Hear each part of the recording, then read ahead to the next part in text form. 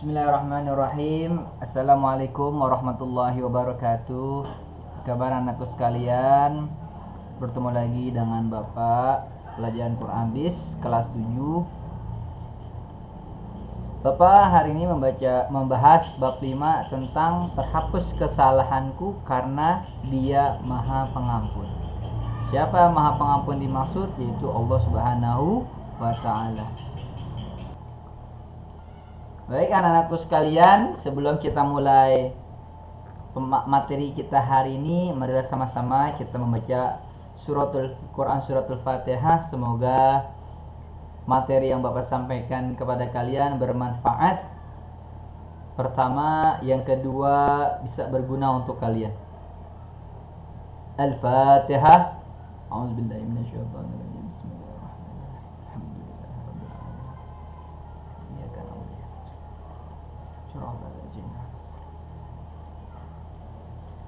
Anakku sekalian, kemarin Bapak sudah membahas bab 5 kelas 7 pertemuan pertama. Sekarang kita masuk ke pertemuan kedua.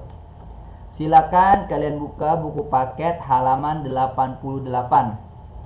Ya, buku paket halaman 88. Kita akan membahas tentang Quran, isi kandungan Quran surat Az-Zumar ayat 53. Ya. Besarnya rahmat Allah Subhanahu wa Ta'ala.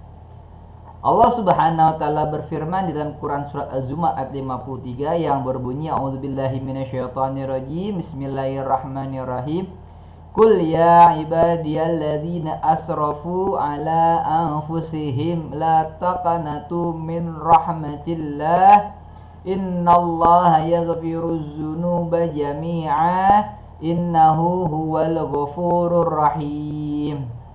Yang artinya, katakanlah hai hamba-hambaku yang melampaui batas terhadap diri mereka sendiri, janganlah kamu berputus asa dari rahmat Allah. Sesungguhnya Allah mengampuni dosa-dosa semuanya.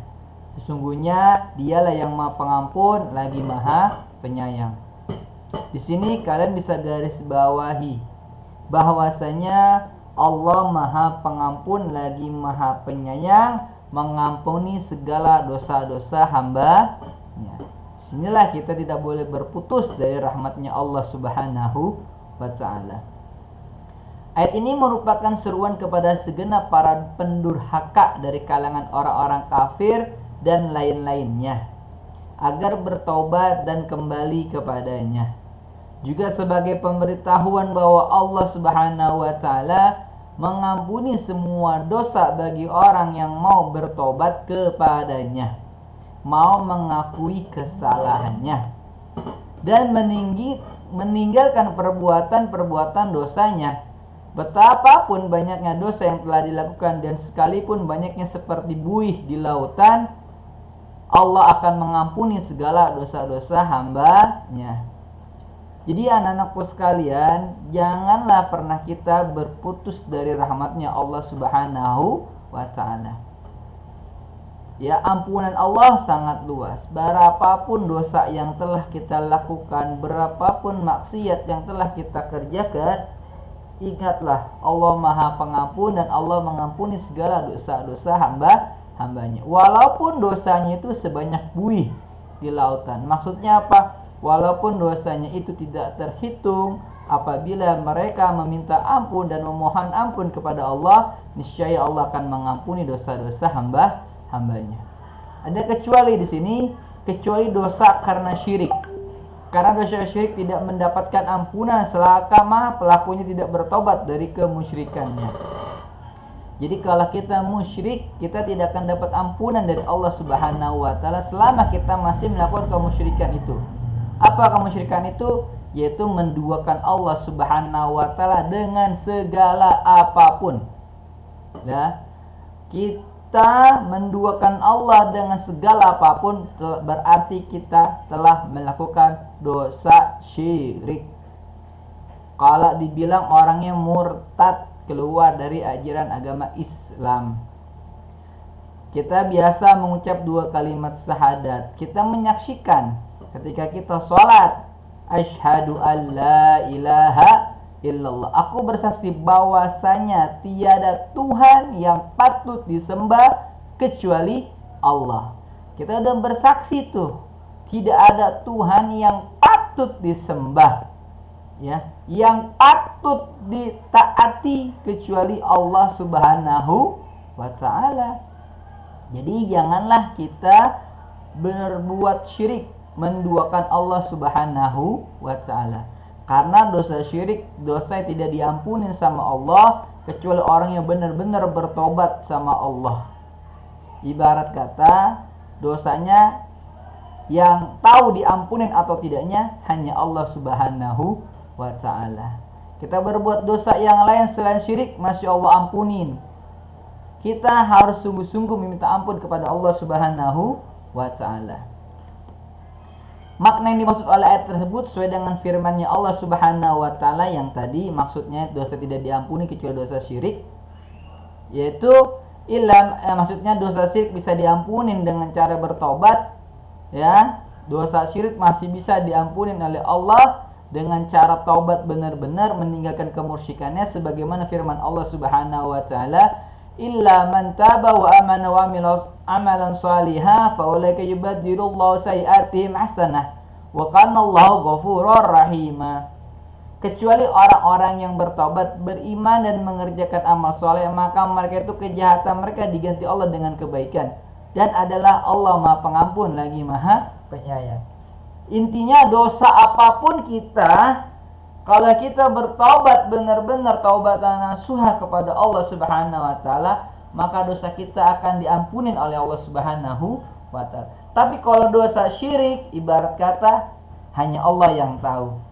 Kalau kita benar-benar bertobat sama Allah, mudah-mudahan Allah mengampuni dosa-dosa kita. Ya. Kalau kita berbuat syirik, menduakan Allah, banyak menduakan Allah.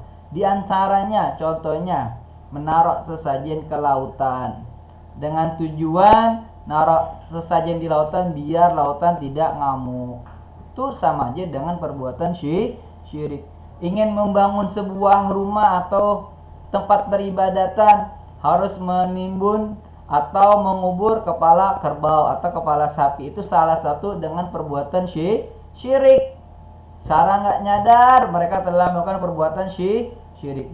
Buru-burulah minta ampun sama Allah Subhanahu wa taala. Semoga Allah mengampuni dosa-dosa kita semuanya.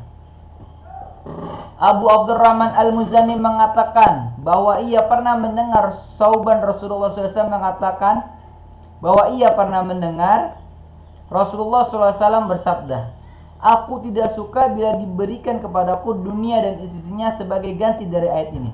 Yaitu maksudnya, katakanlah hai hamba-hambaku yang melampaui batas terhadap diri mereka sendiri hingga akhir hayat. Lalu ada seorang laki bertanya, "Wahai Rasulullah, bagaimana dengan orang yang melakukan syirik?" Rasulullah diam lalu bersabda, "Ingatlah dan juga terhadap orang musyrik." Rasulullah diam lalu bersabda, "Ingatlah dan juga terhadap orang musyrik sebanyak 3 kali." Maksudnya apa? Allah ampuni juga dosa-dosanya orang musyrik yang kembali kepada Allah Subhanahu wa ta'ala. Hadis di atas menunjukkan bahwa makna yang dimaksud ialah bahwa Allah mengampuni semua dosa tersebut bila disertai dengan taubat. Dan seorang hamba tidak boleh berputus asa dari rahmat Allah bagaimanapun besarnya dosa-dosanya, karena sesungguhnya pintu rahmat Allah itu luas. Allah Subhanahu wa taala berfirman di dalam Quran surat At-Taubah ayat 104 yang berbunyi, "A'udzubillahi minasyaitonirrajim. Alam ya'lamu annallaha huwa yaqbalu taubata an ibadihi wa ya'khudhu shadaqati wa annallaha huwal tawwabur rahim."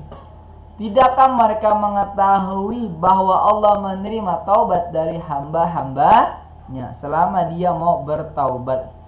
Di lain ayat Allah juga berfirman di dalam Quran surat An-Nisa ayat 110, "A'udzubillahi minasyaitonirrajim. Wa may ya'mal su'an aw yadhlim nafsahu thumma yastaghfirillaha yajidillaha ghafurur rahima." Ya, artinya, dan barang siapa yang mengerjakan kejahatan dan menganiaya dirinya, orang yang melakukan kejahatan sama aja sedang menganiaya dirinya. Kemudian ia mohon ampun kepada Allah, niscaya ia mendapati Allah Maha Pengampun lagi Maha Penyayang. Alhamdulillah, Allah Maha Pengampun. Berapapun dosa yang kita lakukan, Allah akan ampuni. Anak-anakku sekalian durhaka sama orang tua, minta ampun sama orang tua.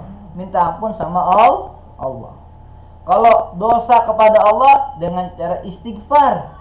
Tapi kalau dosa kepada manusia, kita minta maaf dan minta redha kepada manusia. Ya, kita pernah nyakitin hati teman, minta doa, minta maaf, minta ridho. Teman kita pernah kita sakitin, kita minta maaf sama beliau. Kita minta ridho biar dia ridhoin, agar kita tidak kena kisos di akhirat nanti. Dan Allah Subhanahu wa taala berfirman berkenaan dengan orang-orang munafik. Di Quran surah An-Nisa ayat 145 sampai 146. Innal munafiqina fid daril asfali minan nar wa lan tajida lahum nasiran illal ladzina tabu.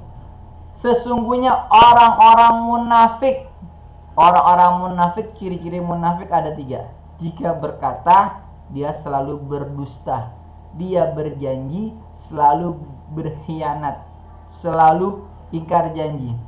Jika diberi amanat, dia selalu berkhianat. Itu orang-orang munafik. Ada nggak dalam diri kita sifat-sifat munafik? Kalau di dalam diri kita ada sifat-sifat munafik, maka siap-siap saja ditempatkan pada tingkatan yang paling bawah dari neraka. Kalau kita jadi orang suka bohong, kalau kita jadi orang tidak bisa dipercaya, kalau kita jadi orang berjanji suka ingkar, maka kita termasuk golongan orang-orang munafik. Siap-siaplah berada di dalam neraka yang paling bawah. Kalau kita lihat munafik-munafik yang banyak para pejabat, mereka pada berjanji-janji kemudian banyak mengingkari. Itu mereka kalau mati belum taubat, siap-siap berada di neraka yang paling bawah. Nauzubillah min zalik. Mudah-mudahan kita Allah lindungi. Dan kamu sekali-kali tidak dapat mendapat seorang penolong pun bagi mereka, kecuali orang-orang yang taubat dan mengadakan perbaikan. Udah tahu kita termasuk ciri-ciri orang munafik, buru-buru taubat. Jangan malah nambah jadi orang munafik. Ya, berjanji ingkar, dipercaya berkhianat, ya, kemudian selalu berbohong. Hati-hati. Makanya kalau orang yang suka berbohong, ketika ketahuan pasti akan menutupi kebohongan dengan kebohongan yang lain. Nauzubillah min zalik. Inilah pembahasan Quran surat Az-Zumar. Selanjutnya yang C, isi kandungan surat Al-Baqarah ayat 153. Salat dan sabar sebagai penolong. Allah Subhanahu wa taala berfirman di dalam Quran surat Al-Baqarah ayat 153. A'udzubillahi minasyaitonir rajim. Ya ayyuhalladzina amanu ista'inu bis-sabri was-salah. Innallaha ma'as sabirin. Hai orang-orang yang beriman. Di sini garis bawahin hanya untuk orang-orang yang beriman. Jadikanlah sabar dan sholat sebagai penolongmu. Sesungguhnya Allah beserta orang-orang yang sabar. Kalau kita banyak cobaan, banyak musibah, yang pertama sabar, yang kedua sholat. Karena sholat nanti akan menjadi penolongmu. Sholatnya yang bagaimana? Sholatnya yang benar-benar sholat. Sholatnya yang khusyuk. Bukan sholatnya capung. Sholat semenit selesai. Sholat setengah menit selesai. Itu mah sholat-sholatan. Kalau kita banyak masalah, yang pertama sabar. Yang kedua sholat. Sholatnya yang benar. Kenapa? Allah berfirman, sabar dan sholat sebagai penolongmu. Ya, bukan orang penolong. Sabar dan sholat.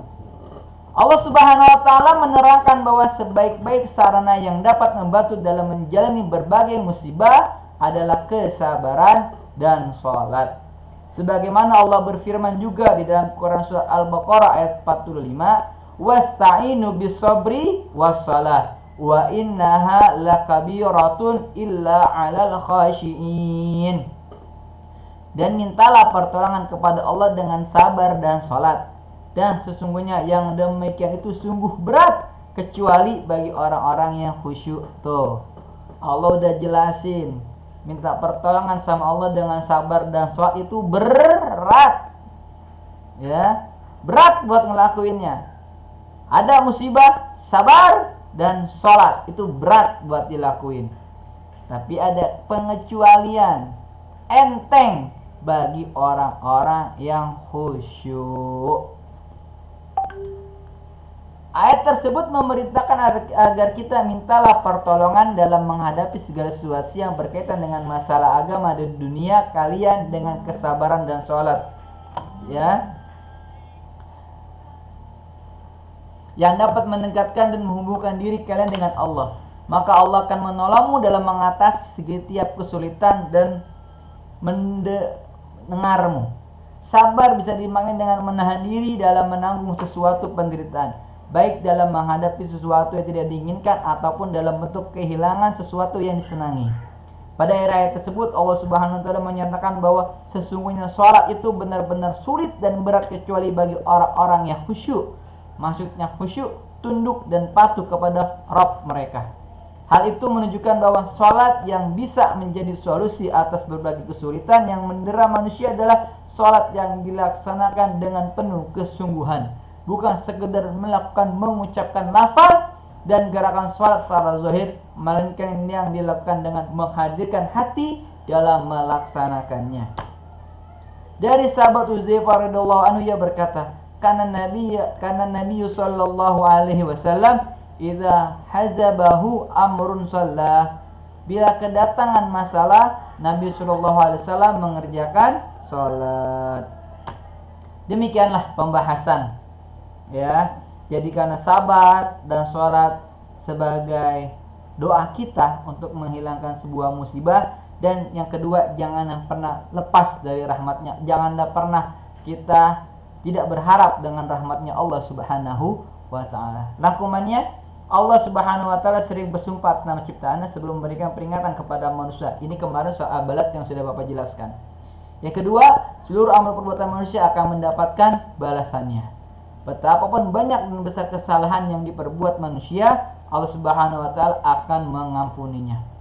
Salat yang khusyuk, yang sabar bisa dijadikan penolong seorang untuk menggapai rahmat atau kasih yang Allah Subhanahu wa ta'ala. Demikianlah pembahasan bab 5 hari ini. Mudah-mudahan pembahasan bab 5 ini bermanfaat untuk kalian semua, untuk kita semuanya, dan berguna untuk kehidupan kita. Yang pertama, janganlah pernah lepas dari rahmatnya Allah.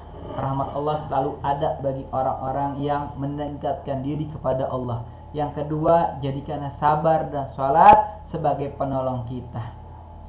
Sebelum Bapak akhiri, mari sama-sama kita membaca surat Alhamdulillah. Alhamdulillahirabbil alamin. Anakku sekalian, pesan Bapak juga 3M, jangan lupa jaga jarak, memakai masker, dan mencuci tangan dengan air yang mengalir.